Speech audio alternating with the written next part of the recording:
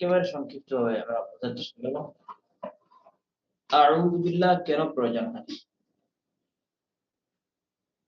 আউযু বিল্লাহ প্রয়োজনীয়তা সম্পর্কে আল্লাহ পাক রব্বুল আলামিন উল্লেখ করেছেন ফাস্তাঈদ বিল্লাহি মিনাশ শাইতানির রাজীম ওয়াইদা কুরিয়াল কুরআন ফাস্তাঈদ বিল্লাহি মিনাশ শাইতানির রাজীম।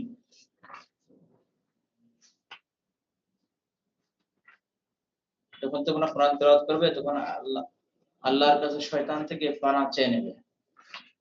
ফাস্তাঈদ বিল্লাহি মিনাশ শাইতানির রাজীম, আল্লাহর কাছে বিতাড়িত শয়তান থেকে তোমরা পানাহ চাবে। বিসমিল্লাহ কেন পড়তে হয়? বিসমিল্লাহ পড়ার বিষয়ে কোরআনের আয়াত এসেছে, হাদিসের মধ্যে আয়াত এসেছে। এই হাদিসের মধ্যে বিষয়টি উল্লেখ করা হয়েছে, এজন্য বিসমিল্লাহ পড়তে হয়। এক হাদিসের মধ্যে আসছে ফাতহুল বারি লিশরহ সহিহ বুখারী, বুখারী শরীফের সবচেয়ে গ্রহণযোগ্য যে ব্যাখ্যা গ্রন্থ আছে ফাতহুল বারি, ফাতহুল বারির মধ্যে উল্লেখ আছে এক হাদিস,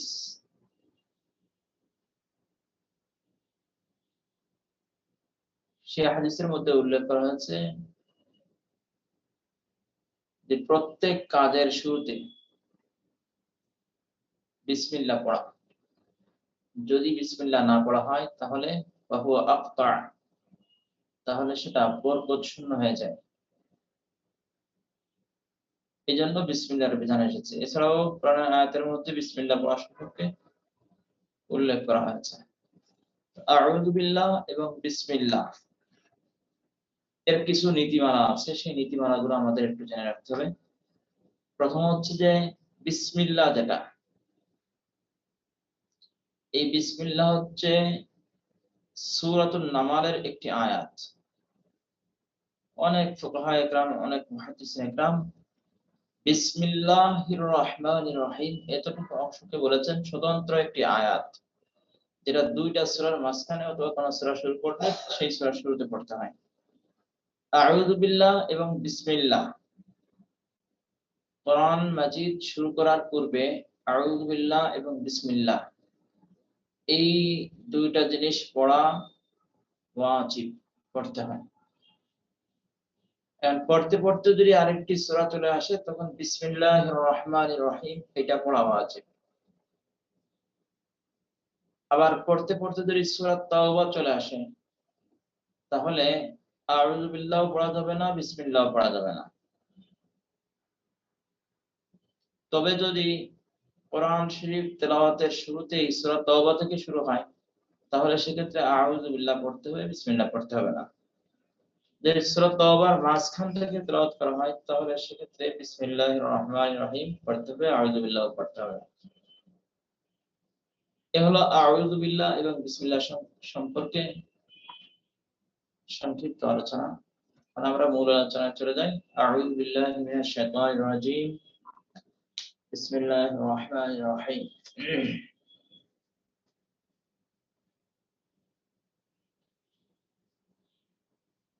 আলহামদুলিল্লাহি রাব্বিল আলামিন, আর রহমানির রহিম, মালিকি ইয়াউমিদ্দিন। আলহামদু, প্রত্যেকটা শব্দের অর্থ আপনারা খুব মনোযোগ সহকারে শুনুন। এখানের মধ্যে সব শব্দের অর্থ আমার বিস্তারিতভাবে বলা সম্ভব হবে না, কিছু শব্দ বলবো আর কিছু শব্দ রেখে দেবো।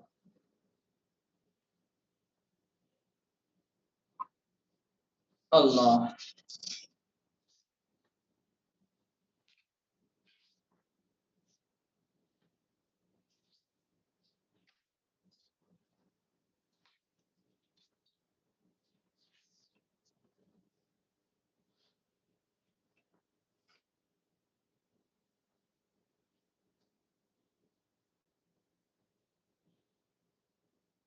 রব্বুল আলামিন।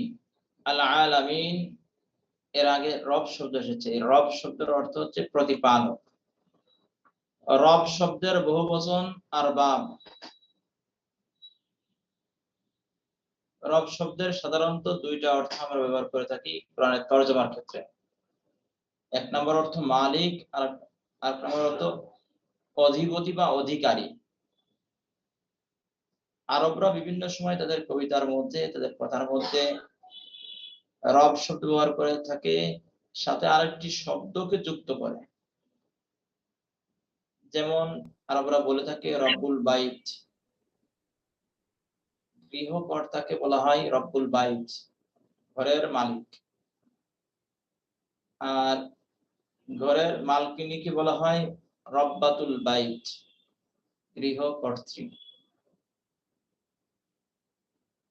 রব শব্দের বহুবচন আরবাব।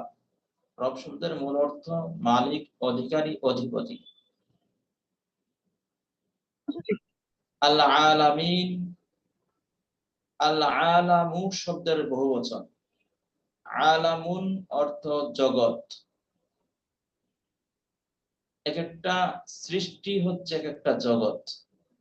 যেমন প্রাণী একটা জগৎ, গাছ একটা বা উদ্ভিদ একটা জগৎ, জড় একটা জগৎ, ফিরিস্তা একটা জগৎ, জিন একটা জগৎ, মানুষ একটা জগৎ, আসমান একটা জগৎ। এই রকমের এক এক ধরনের এক এক প্রকারের সৃষ্টি হচ্ছে এক একটা জগৎ। আল আলামু শব্দের বহুবচন আল আলামুনা। আল আলামুনা থেকে আল আলামিনা হয়েছে, হালতে জাররিতে ব্যবহৃত হয়েছে জন্য। রব্বিল আলামিন, আমরা দুটো শব্দ পেয়ে গেলাম। 3 নাম্বার শব্দ দেখেন আর রহমান আর রহিম, সেটা কি অর্থ করব ইনশাআল্লাহ। আর রহমান, এটা খুবই গুরুত্বপূর্ণ একটা বিষয়। আর রহমান শব্দটার মূল হচ্ছে রহমাতুন, আর রহিম শব্দের মূল অর্থও হচ্ছে, মূল শব্দটা হচ্ছে রহমাতুন। রহমাতুন শব্দের অর্থ অনুগ্রহ, দয়া। এখানে রহমান রহিম দুটি শব্দ ব্যবহার করা হয়েছে। এখন আমাদের বোঝার বিষয় দুইটার মধ্যে পার্থক্য কি। দুইটার অর্থ, মূল অর্থ তো একই, দয়া। আর রহমান ফাআলানুনের ওজনে এসেছে, রহমানুন ফাআলানুন। রহিমুন লিফলাম বাদ দিলে রহিমুন হয়, ফাঈলুনের ওজনে এসেছে।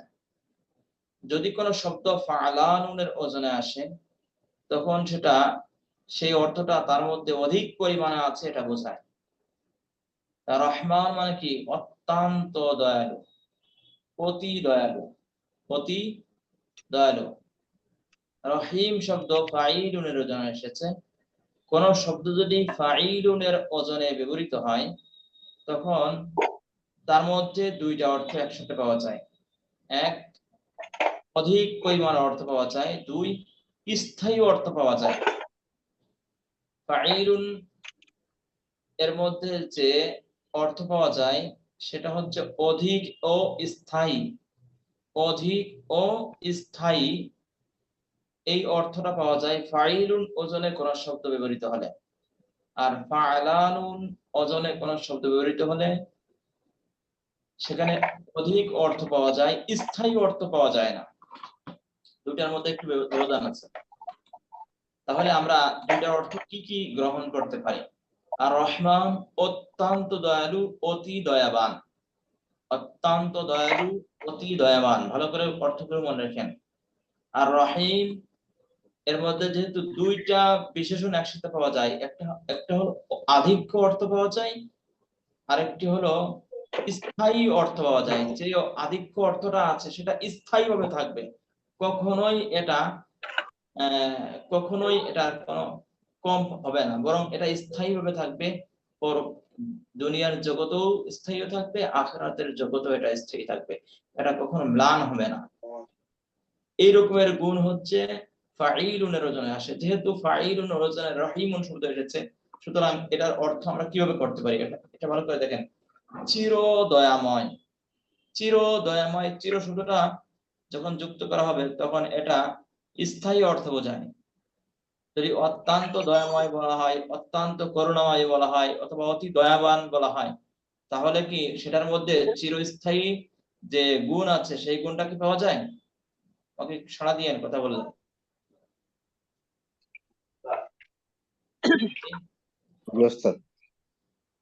চির শব্দ না ব্যবহার করে যদি বলি অত্যন্ত দয়াবান, অত্যন্ত দয়াবান বললে কি এটার মধ্যে স্থায়ী গুণ আছে এটা বোঝায়?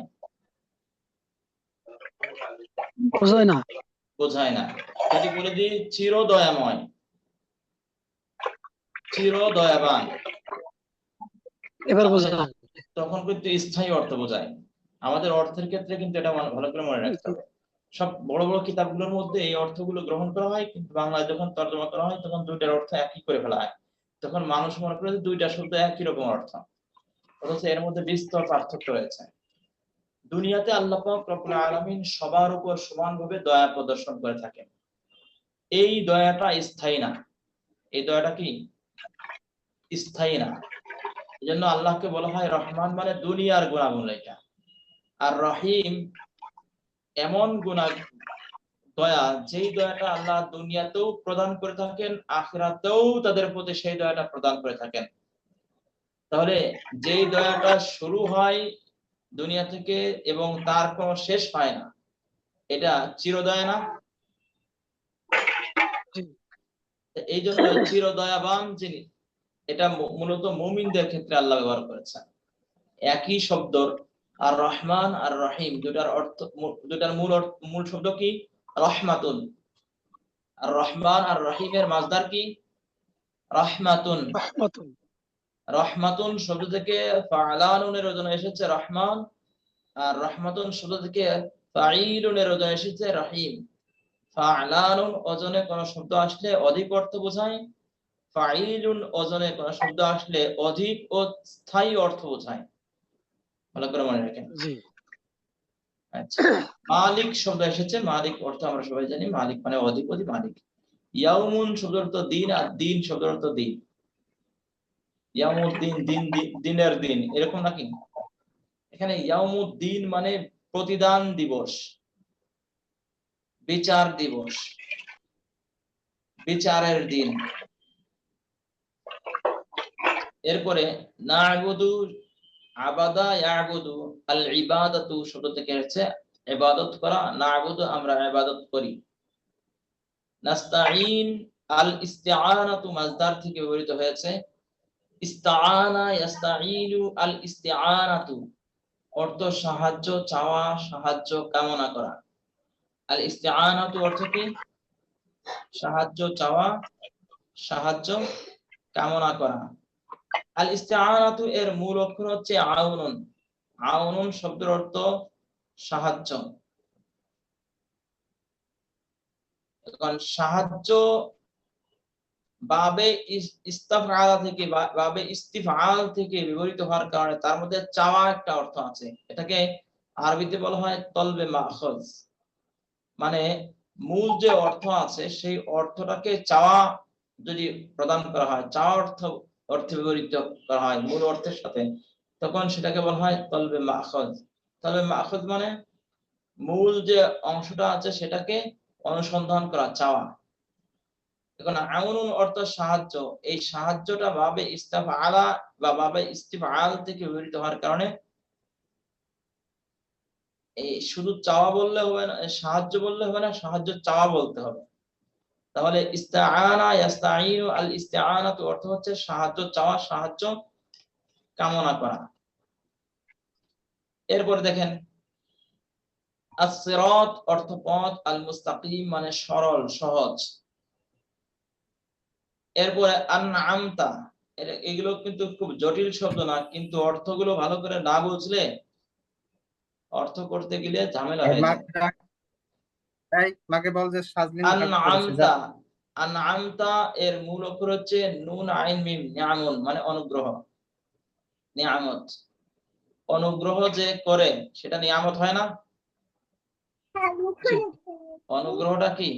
নিয়ামত।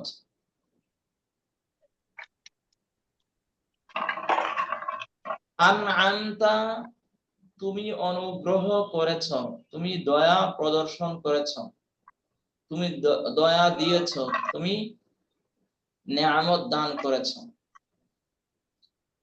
আল মাগদুব, গাদাবা ইয়াগদিবু, মাগদুবুন শব্দের অর্থ গজব প্রাপ্ত, যাদেরকে গজব প্রদান করা হয়, যাদেরকে গজব দেওয়া হয়। আচ্ছা, গজব যাদের উপর পড়ে তারা অভিশপ্ত হয় না?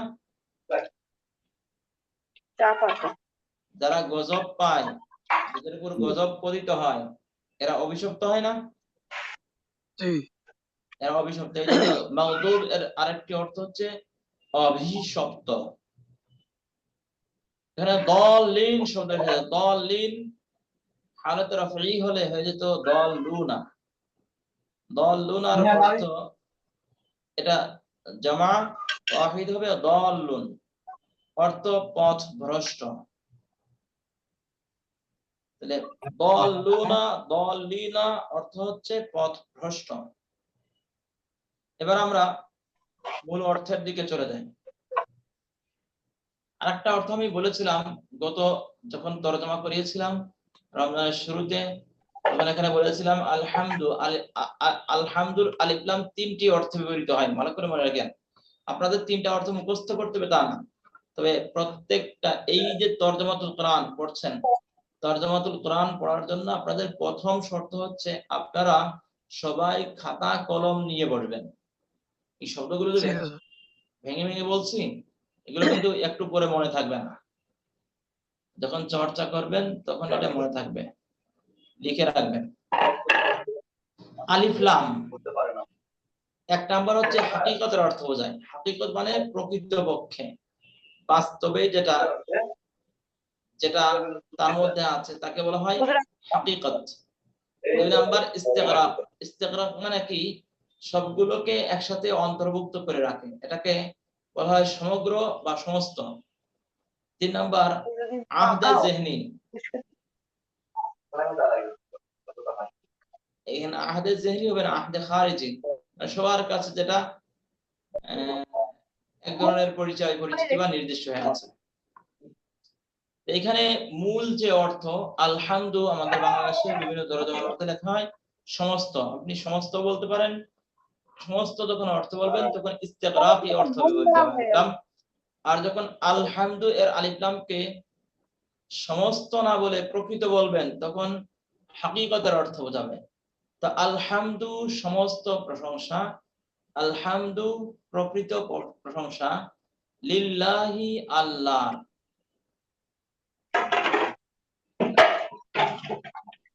এই তরজমা করার আগে বিসমিল্লাহ তরজমাটাও একটু বোঝা আসা দরকার ছিল।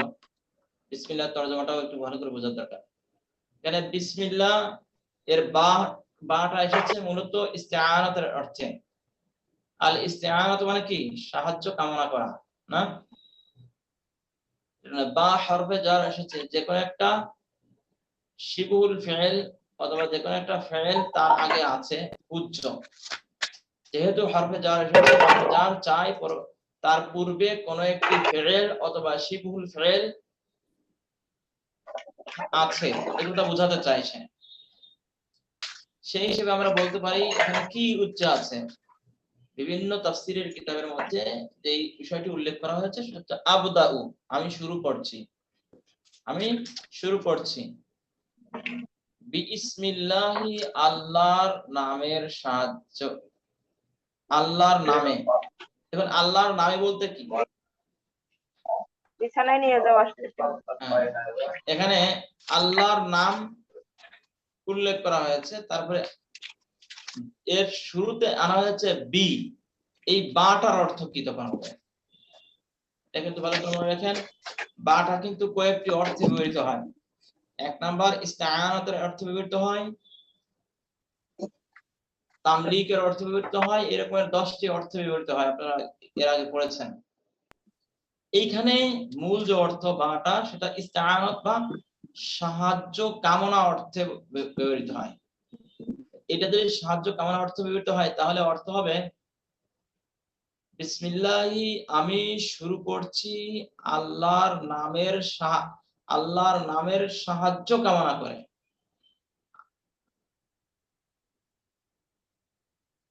সে আল্লাহর নামের বলতে এখানে দুইটা গুণ বলা হয়েছে, যিনি অত্যন্ত দয়াবান এবং চির দয়ালু। তাহলে বলতে পারি অত্যন্ত দয়াবান চির দয়ালু আল্লাহর নামের সাহায্য কামনা করে আমি শুরু করছি। মূল অর্থ হচ্ছে এটা। এটাকে সংক্ষিপ্ত আমরা বলে থাকি অত্যন্ত দয়ালু অতি দয়াবান আল্লাহ নামে শুরু করছি।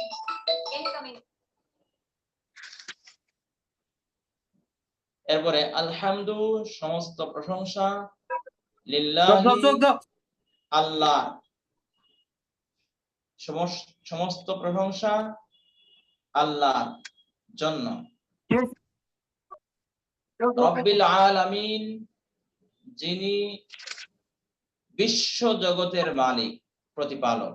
দেখেন আল আলামিন জগৎ সমূহ বললে কি, যদি এর আগে বিশ্ব বলি, বিশ্ব জগৎ বলতে কি যত জগৎ আছে সবগুলোই তো বিশ্বের মধ্যে অন্তর্ভুক্ত হয়ে যাবে। এজন্য আমরা এখানে তর্জমা করতে পারি বিশ্ব জগৎ।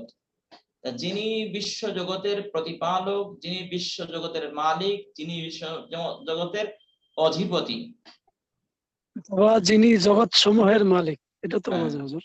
হ্যাঁ বলতে পারি, আমি তো সেটা যেগুলো তর্জমা করার সুযোগ আছে সবগুলো তর্জমা আমি বলে দিচ্ছি। আপনারা কিন্তু এটা আমার সাথে রিপিট করবেন মনে মনে, তাহলে আপনাদের এই তর্জমাগুলো হৃদয়ঙ্গম হয়ে যাবে ইনশাআল্লাহ, মনে থাকবে সহজে।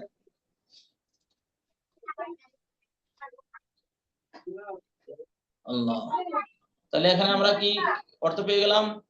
সমস্ত প্রশংসা আল্লাহর, যিনি বিশ্ব জগতের প্রতিপালক, যিনি জগৎ সমূহের প্রতিপালক। তারপরে আর রহমান আর রহিম, যিনি অত্যন্ত বা পরম দয়ালু, আর রহিম চির দয়াময়। এটার অর্থ সবসময় করবেন চির দয়াময়। চির কেন অর্থ গ্রহণ করতে হবে? আর রহিম ফাইলুনের ওজনে এসেছে। ফাইলুন ওজনে যে সমস্ত শব্দ ব্যবহৃত হয় সে সমস্ত শব্দ দুইটি অর্থ একই এট এ টাইম একই সময়ে ধারণ করে। এক নাম্বার স্থায়ী অর্থ বোঝায়, দুই নাম্বার আধিক্য অর্থ বোঝায়। তাহলে স্থায়ী অর্থ যদি বোঝায় আবার আধিক্য অর্থ যদি বোঝায়, তাহলে সেক্ষেত্রে আমার এমন ভাবে তর্জমা গ্রহণ করতে হবে যেই তর্জমার মধ্যে আধিক্য অর্থ পাওয়া যায়। এখন আধিক্য অর্থ আমরা পেয়ে গেলাম কিভাবে? পরম দয়ালু বললে, দয়ালু বললে, অত্যন্ত দয়ালু, এগুলো বললে আমরা আধিক্য পেয়ে গেলাম। এখন এতটুকু বললে স্থায়ী অর্থ তো পাওয়া যায় না। স্থায়ী অর্থকে ধারণ করার জন্য আমরা চির শব্দটা ব্যবহার করছি।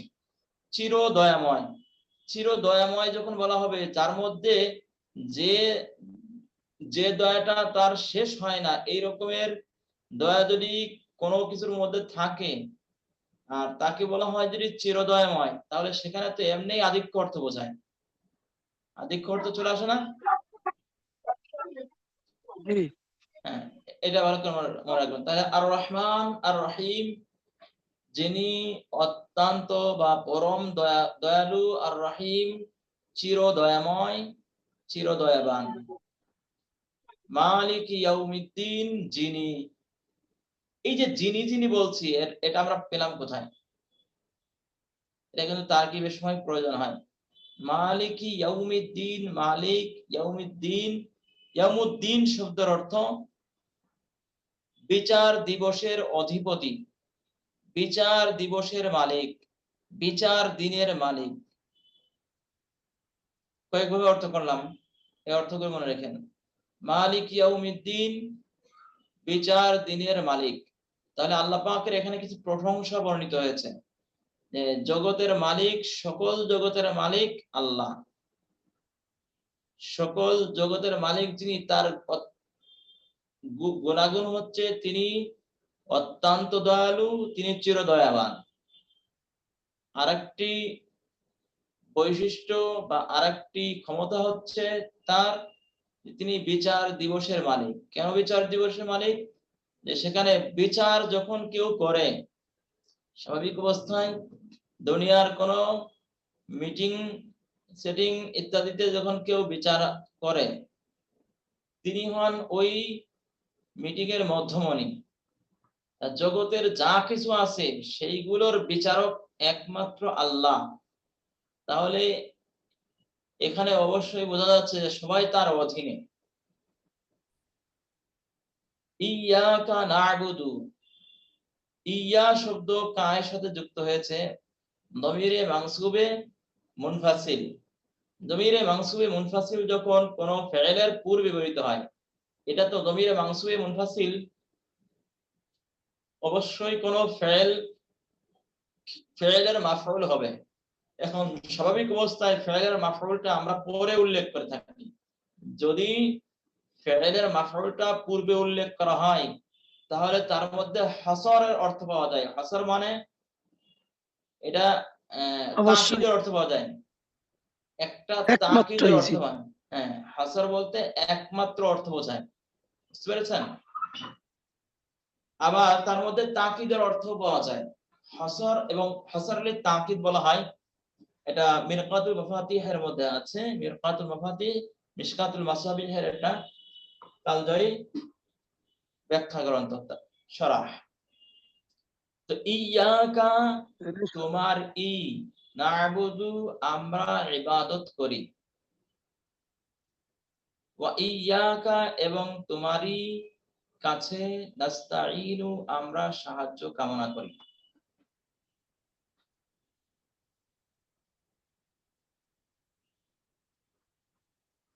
পঞ্চম, না'বুদুকা কার আহ, আগে আসছে। হ্যাঁ, এই জন্যই হচ্ছে এটার অর্থ হাসরুল তাকিদ হয়েছে।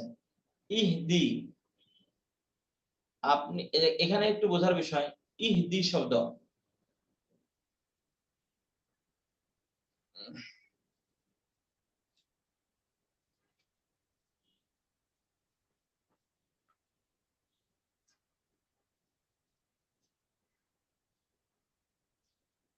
হাদা ইয়াহদি আল হেদায়াতু শব্দের অর্থ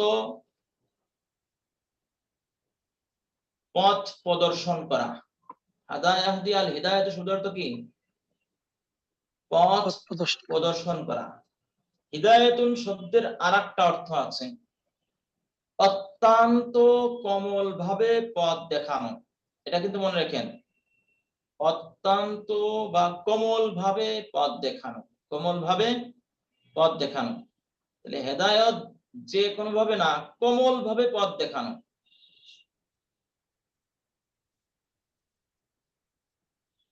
ইহদি, আপনি আমাদেরকে কোমল ভাবে দেখিয়ে দিন। ইহদিনা আস-সিরাতাল মুস্তাকিমা, সরল পথ। আপনি আমাদেরকে কোমল ভাবে সরল পথ দেখিয়ে দিন, প্রদর্শন করুন। সিরাতা আল্লাযীনা আন'আমতা আলাইহিম, এই পর্যন্ত। সিরাত শব্দের অর্থ পথ। আল্লাযীনা আন'আমতা আলাইহিম, আল্লাযীনা ইসমে মাউসুল। ইসমুল মাউসুল যখন ব্যবহৃত হবে তার জন্য লাগবে কি? সিলা। ইসমুল মাউসুলের জন্য কি ব্যবহৃত হবে? লাগবে, প্রয়োজন হবে সিলা।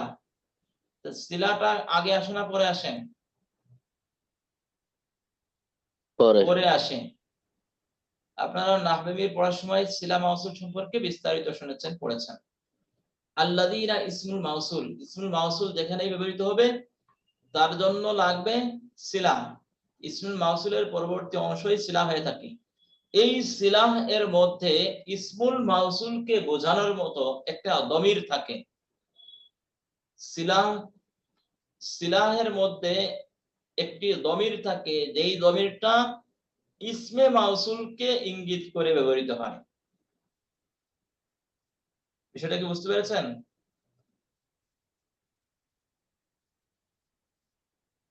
তো ইসমুল মাউসুল যখনই ব্যবহৃত হবে তখন তারপরে থাকবে কি? একটি সিলা। আর এই সিলাহের মধ্যে একটা দমির থাকবে, যেই দমিরটা বোঝাবে কাকে? ইসমে মাউসুলকে। এটাকে বলা হয় আইদুন ইলাল মাউসুল। এই দমিরটা মাউসুল এর দিকে ধাবিত হবে, মাউসুলকে বুঝিয়ে থাকে। এই রকমের দমিরকে বলা হয় আইদুন ইলাল মাউসুল। তাহলে আমরা এটা একটু বুঝে দেখি, আমাদের অনেকের হয়তো মাথার উপর দিয়ে যেতে পারে, নাহবীর পড়ার পরে এটা মাথার উপর দিয়ে যাওয়ার কথা না। আল্লাযীনা শব্দ ইসমুল মাউসুল এসেছে, তাহলে তার পরবর্তী অংশ এটা কি হবে? সিলা হবে না? সিলার মধ্যে একটা জমির থাকবে, সেই জমিরটা আল্লাযিনাকে বোঝাবে। এখন বলেন আল্লাযিনা শব্দ ওয়াহিদ না তাসনিয়া না জামা?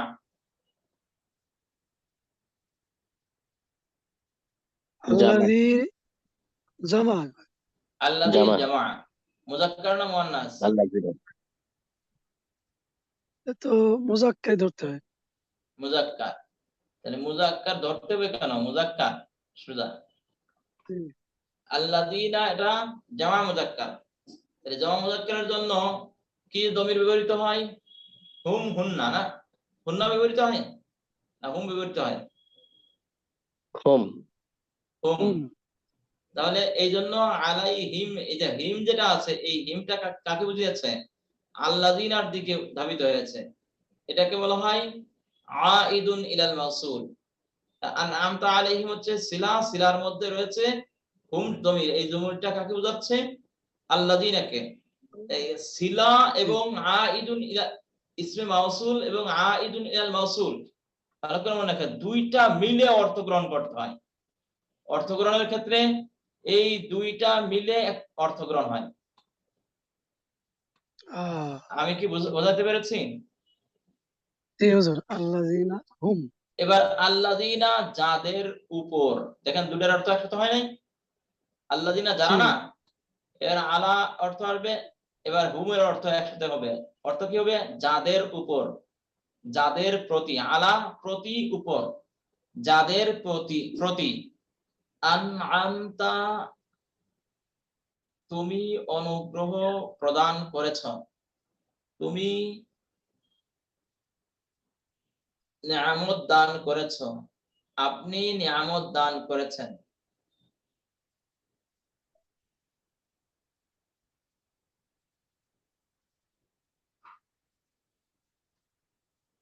আল্লাহ। তাহলে সিরাত এমন পথ বা তাদের পথ যাদের উপর আপনি নিয়ামত দান করেছেন। গায়রিল মাগদুবি, গায়র মানে লা, নয়। গায়র মানে কি? নয়, মানে লা, লা, লার অর্থ কি? নয়। গায়রিল মাগদুবি আলাইহিম, তাহলে আল্লাযিনা আলাইহিম, দেখেন এখানেও কিন্তু হচ্ছে আল্লাযিনা যাদের উপর, আল মাগদুব গজব পতিত হয়েছে, তারা নয়, তাদের পথ নয়। তাহলে এখানে অর্থ হলো গজব প্রাপ্ত, গজবগ্রস্ত। আরেকটা অর্থ রয়েছে দলিন এবং পথভ্রষ্ট। গজব প্রাপ্ত এবং পথভ্রষ্টদের পথ নয়। এখানে নয় বলার চেয়ে আরেকটা অর্থ এখানে পাওয়া যায়। এখানে গয়ের শব্দ এবং লা শব্দ দুইটার মধ্যে একটু পার্থক্য আছে।